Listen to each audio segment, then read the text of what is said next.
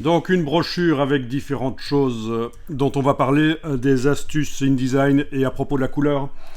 Donc je passe en affichage normal pour voir bien les choses. Alors il y a quelque chose qui peut vous frapper déjà maintenant, c'est qu'il y a une grande zone autour des pages.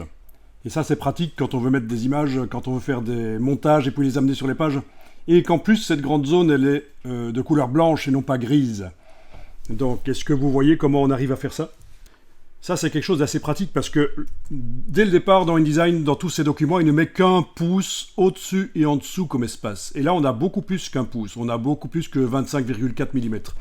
Donc, je vous montre rapidement comment ça se fait. C'est dans les préférences de InDesign, repères et table de montage.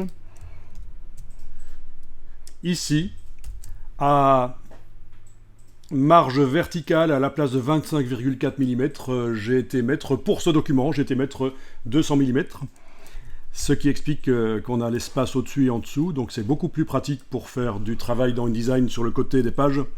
Et alors, autre chose, à interface, j'ai été décocher faire correspondre la table de montage au thème de couleur, comme ça, à la place d'avoir du gris autour des pages, j'ai du blanc, et là aussi c'est pratique pour bien voir ce qu'on fait.